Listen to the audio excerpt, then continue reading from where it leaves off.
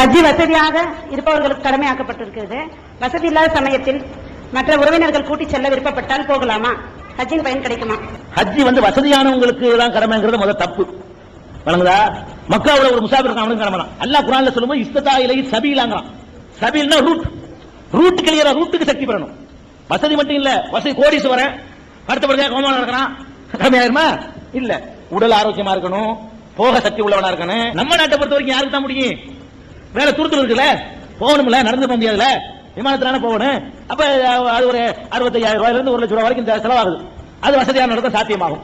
அப்படிப்பட்ட நேரத்தில் ஒருத்தங்க கூட்டிட்டு போறேங்கிறாங்க, அது கூட்டு போனா செல்லுமாங்கிறாங்க. அழகா செல்லும், கடமையே இல்லாட்டா கூட என்ன செய்யும், செல்லுமே. ரசூல் ஸல்லல்லாஹு அலைஹி வஸல்லம் அவங்க ஹஜ்ஜுக்கு போயிருக்கும் போது ஒருத்தர் என்ன பண்றாருன்னு கேட்டா, அந்த கல்வியா அந்த இது இஹ்ராம் கட்டுறாங்க இல்லையா, இஹ்ராம் கட்டும் பொழுது மட்டும் வாயினால சொல்லித்தான் இஹ்ராம் கட்டணும்.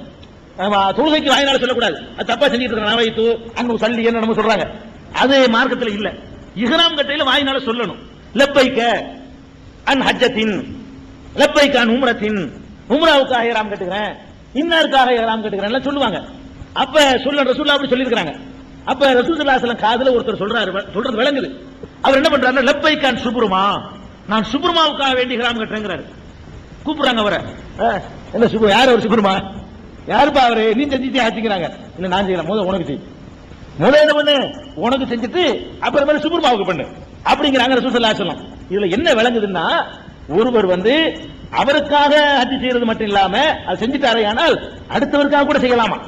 அதாவது தனக்கு செய்யறது விட்டுருங்க ஒரு பக்கம், அடுத்தவருக்காக கூட செய்யலாம்ங்கிற அளவுக்கு இந்த மார்க்கத்தில் ஹஜ்ஜியை பொறுத்த வரைக்கும் பதிலி அடுத்த ஆள் செய்யலாங்கிற அளவுக்கு மார்க்கத்தில் நினைக்கப்பட்டிருக்கு, அனுமதி கொடுக்கப்பட்டிருக்கு.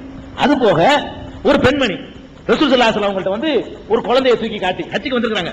அலிஹாதா ஹஜ்ஜுன்னு அம்மா பிள்ளையை தூக்கி காட்டி, இந்த பிள்ளைக்கு ஹஜ் இருக்குதா, கை குழந்தையை தூக்கி வச்சுக்கிட்டு இந்த குழந்தைக்கு ஹஜ் இருக்குதாங்கிறாங்க. அப்ப ரசூல் ஸல்லல்லாஹு சொல்றாங்க, நாம் இருக்கு, ஆனா உலகி அஜ்ருன், கூலி உனக்கு தான் கிடைக்கும், நீ என்ன தூக்கிட்டு சுமக்கிற, அதனால நீங்க ஹஜ்ஜுக்கு போங்க, செல்லு, கூட்டிட்டு போனால அவருக்கு கிடைக்கும் கூலி. கூட்டிட்டு போனார், அவர் தான் செலவழிச்சாரு இல்லைங்க. அப்ப அடுத்தவருடைய சுமையில் ஒருத்தர் போனாரையானால் அது யாருக்கு போயிருக்கு, கூலி அவருக்கு கிடைக்கட்டும் நினைச்சா போயிட்டு வாங்க. இல்லன்னா உங்களுக்கு கடமை அனுபவம் நல்லா கேட்க போறாங்க, கடமை அது உங்களுக்கு கேட்க போறது இல்ல.